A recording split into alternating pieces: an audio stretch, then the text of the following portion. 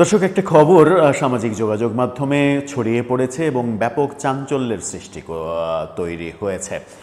সেই চাঞ্চল্যের সৃষ্টি আমরাই তৈরি করেছি, হয়তো আমরা সাধারণ মানুষ, আমরা অতি উৎসাহী সাধারণ মানুষ কোনো খবর পেলেই গো গ্রাসে গিলি এবং সেটা বদহজম হবে কিনা, গেলার পরে আমরা যেভাবে উগরে দেব সেই উগরে দেয়াটা ঠিকঠাক মতো হবে কিনা, তার ভাষা পরিবর্তন হয়ে যাবে কিনা, সেগুলো আমরা আদতে ভাবিনি। আজকে সামাজিক যোগাযোগ মাধ্যমে একটা খবর ছড়িয়ে পড়েছে, যেগুলো আপনারাও জানেন, আপনারাই বিভিন্নভাবে সামাজিক যোগাযোগ মাধ্যমে লেখালেখি করছেন। সেটা হচ্ছে যে সেনা প্রধান জামাতের আমিরের সমস্ত চিকিৎসার দায়িত্ব নিতে চেয়েছেন। এটাকে নিয়ে বিস্তর ট্রল হচ্ছে, বিস্তর সেনাপ্রধানকে জড়িয়ে লেখালেখি হচ্ছে। সেনাপ্রধানের গোমর ফাঁস হয়ে গেছে, সেনাপ্রধান যে জামাতের লোক সেটা প্রকাশ হয়ে গেছে, সেনাপ্রধান জামাতিদের পৃষ্ঠপোষকতা দিচ্ছেন, আগামীতে ক্ষমতায় জামাতিদের আনার সব ধরনের ব্যবস্থা তৈরি করে ফেলেছেন। এরকম নানা প্রচার সামাজিক যোগাযোগ মাধ্যমে আমরা দেখছি, কিন্তু এর কোনটা আদতে সত্য কিংবা কোনোটাই আদতে সত্য কিনা? একজন সেনাপ্রধান একটা রাজনৈতিক দলের প্রধানকে ফোন দিয়েছেন, তার খোঁজ খবর নিয়েছেন, চিকিৎসার দায়িত্ব নিতে চেয়েছেন। এটা নানাভাবে ব্যাখ্যা করা যায়। এটাকে আপনি নেগেটিভভাবে ব্যাখ্যাও করতে পারেন, পজিটিভভাবেও ব্যাখ্যা করতে পারেন। এখন ব্যাখ্যা করার দৃষ্টিভঙ্গিটা আমার আপনার ভিন্ন হতেই পারে। এই ব্যাপারটা নিয়ে যেমন ট্রল হচ্ছে, তেমনি এনসিপিকে যে কেন এত নিরাপত্তা দেয়া হচ্ছে, বিভিন্ন সাজোয়া যান, বিভিন্ন সাজোয়া পোশাকে আইনশৃঙ্খলা রক্ষাকারী বাহিনী তাদের নিরাপত্তা কেন দিচ্ছে, হোটেলে ডগ স্কোয়াড দিয়ে নিরাপত্তা তল্লাশি কেন করা হচ্ছে, এই ব্যাপারগুলো নিয়েও ট্রল হচ্ছে। ট্রলগুলো আদতে সত্য হচ্ছে, মানে ঠিক হচ্ছে নাকি ভুল হচ্ছে, সেটা একটু বিশ্লেষণ করে দেখার চেষ্টা করব। এই ভিডিওতে থাকবেন পলিটিক্স টিভির নিয়মিত আয়োজনে।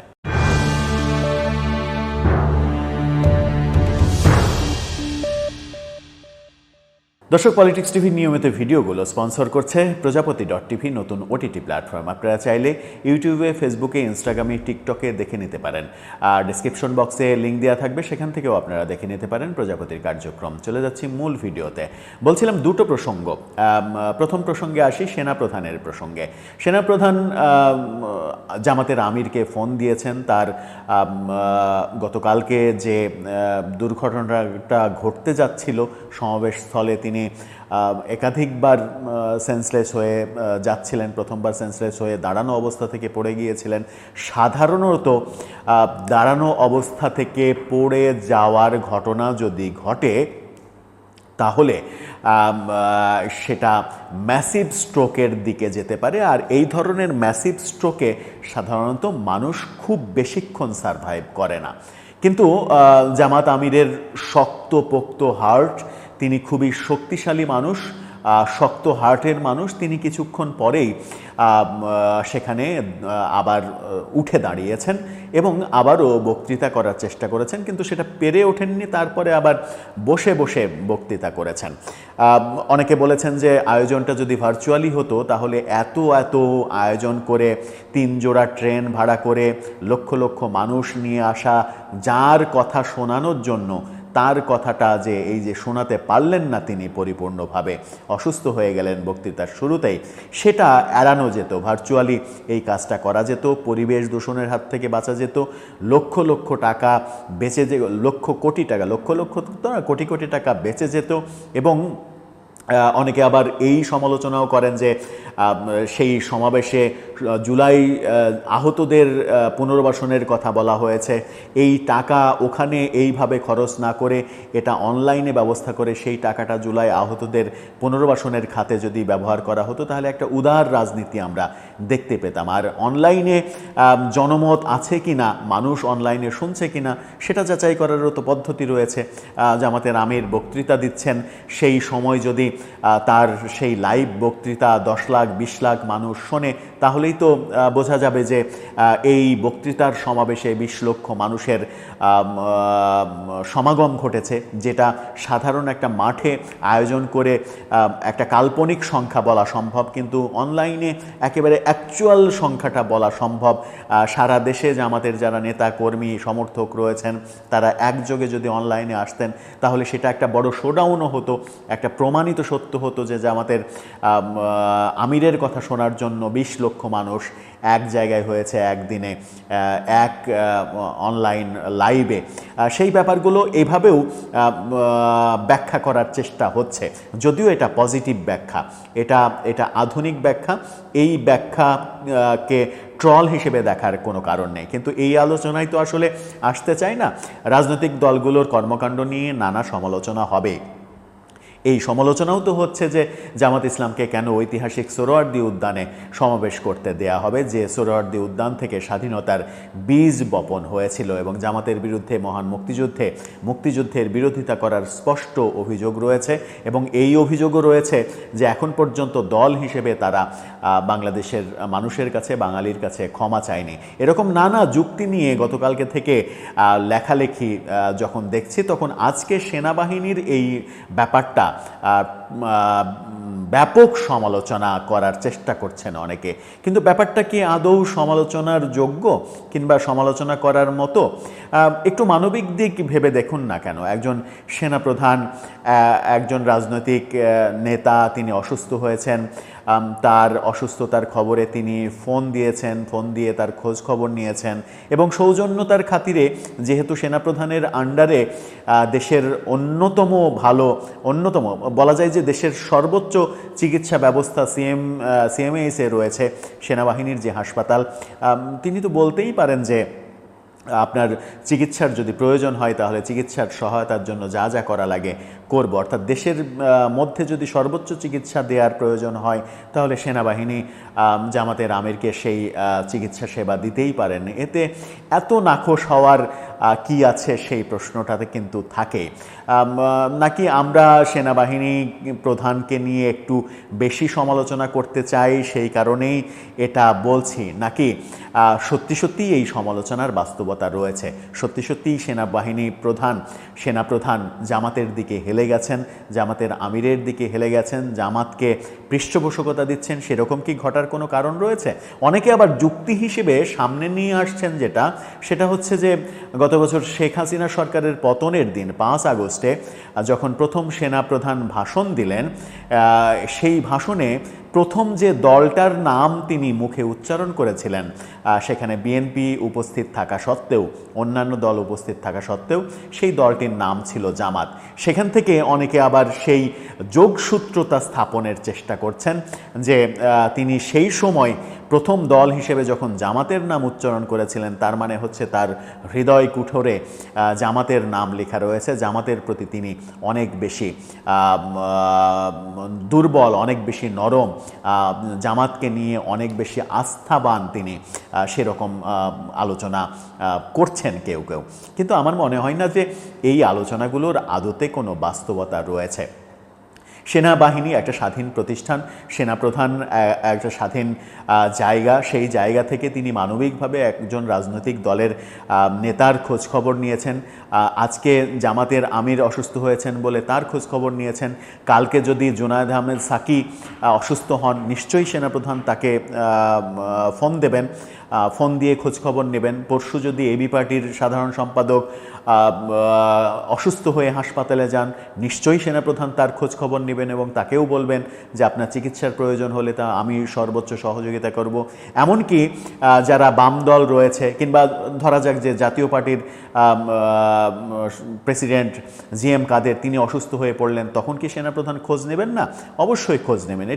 এটা তো তার মানবিক কর্মের মধ্যে একটা কর্ম। বাংলাদেশের যে রাজনৈতিক দলের প্রধানই অসুস্থ হয়ে পড়বেন, নিশ্চিত করেই সেনাপ্রধান তাকে ফোন দেবেন, ফোন দিয়ে সিএমএইচে চিকিৎসা কিংবা উন্নত চিকিৎসা, সৌজন্যতার খাতিরে যে কথাগুলো বলা, তার খোঁজ খবর নেওয়ার পাশাপাশি আপনার চিকিৎসার প্রয়োজন হলে আমি চিকিৎসার ব্যবস্থা করব, এই কথাগুলো তিনি নিশ্চিত বলবেন, আমি বিশ্বাস করি তিনি বলবেন। সুতরাং আজকে একটা ঘটনা ঘটেছে বলে তাকে একপাক্ষিক হিসেবে বিবেচনা আমরা না করি, আপাতত অপেক্ষা করি যে দ্বিতীয় কেউ অসুস্থ হলে তিনি ফোন করেন কি করেন না, তখন হয়তো একটা বিচার্যের ব্যাপার হয়ে দাঁড়াবে যে সেনাপ্রধান শুধুমাত্র একপাক্ষিক আচরণ করেছেন, সবার ক্ষেত্রে সমান আচরণ তিনি করছেন না, তখন বলা যাবে। কিন্তু এখনই বোধহয় আগ বাড়িয়ে অনেক কিছু বলাটা ঠিক হবে না।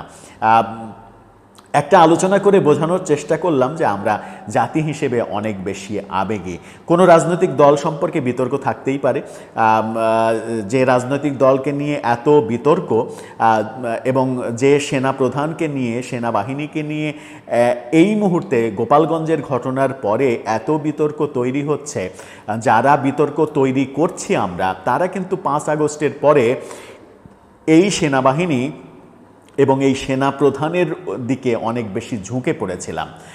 তারা প্রত্যাশার পারুদ চড়িয়েছিলাম এবং সেই প্রত্যাশার পারুদ এতটাই উচ্চে উঠে গিয়েছিল যে কখনো কখনো এরকম আলোচনাও শুনেছি যে সেনাবাহিনী সম্ভবত আওয়ামী লীগের পক্ষে অবস্থান নিয়ে আওয়ামী লীগকে পুনর্বাসন করবে, শেখ হাসিনাকে ফিরিয়ে নিয়ে এসে বাংলাদেশের রাষ্ট্র ক্ষমতায় আবার বসিয়ে দেবে, এরকম আলোচনাও কিন্তু আমরা দেখেছি। কোনো আলোচনারই আদতে ভিত্তি নেই। সেনাবাহিনী তার স্বাধীন জায়গায় থেকে তার মতো করে সিদ্ধান্ত নেবে, সেটাই স্বাভাবিক।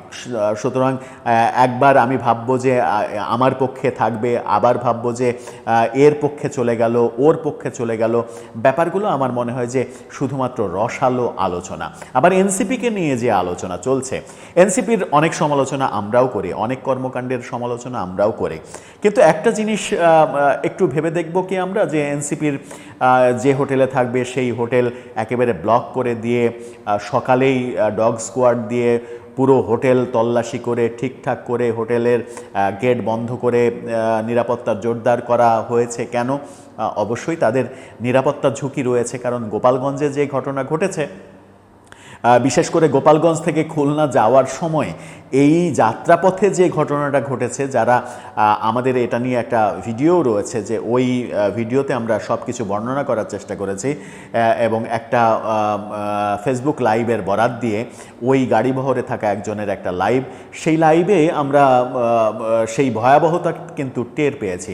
তারপরে হয়তো সরকার একটু বেশি তাদের ব্যাপারে সচেতন, কারণ নাহিদ ইসলাম যখন উপদেষ্টা পরিষদ থেকে পদত্যাগ করেন, তখন সরকারের প্রেস সেক্রেটারি শফিকুল আলম তাকে নিয়ে যে সংবাদ সম্মেলন করেছেন, সেখানে কিন্তু তিনি বলেছিলেন যে নাহিদ ইসলাম আগামীর প্রধানমন্ত্রী হতে পারেন।